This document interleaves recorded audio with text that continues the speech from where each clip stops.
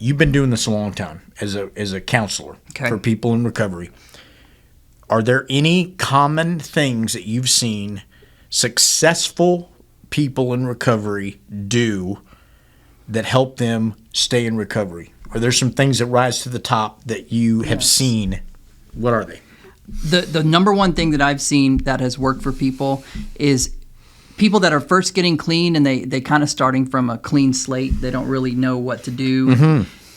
If they get humble enough to take the guidance of people who have been sober a long time, that's really, really helpful. And by that, I mean like call 2 or 3 people in recovery every day. Okay. And just ask them, like, what are you doing to stay sober today? Or what, or just maybe just talk to them. Talk to them about how you're feeling, if you feel tempted, whatever.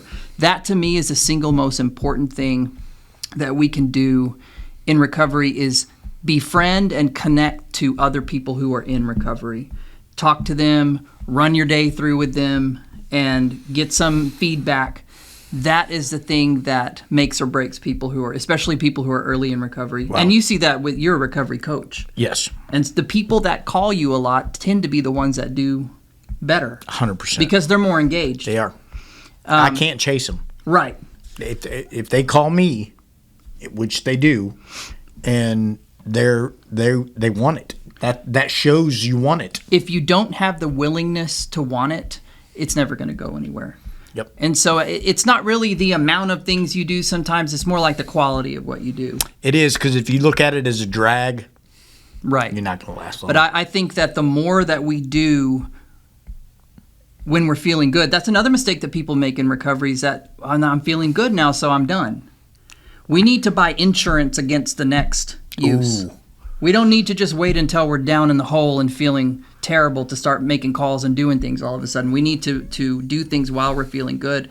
It's kind of like budgeting your recovery. You're building a wall in between yourself and the disease. Putting a lot of deposits in, because at some point there's going to be some. You're going to need it. Some withdrawals. You need to build some credit up. That's good. The people that don't make it are the ones, and they may go to meetings and they may do some activities, but they don't connect on a one-on-one level with other people in recovery, whether that's a sponsor, a coach, someone that they can Well, I think that spans of. all kind of things in life. I've seen people that start businesses, and guess what? The successful ones reach out to people that are way ahead of them doing the same business in other towns and things, or go to seminars and do things to learn from people who have been there and done that. We have to build relationships with people who are in recovery.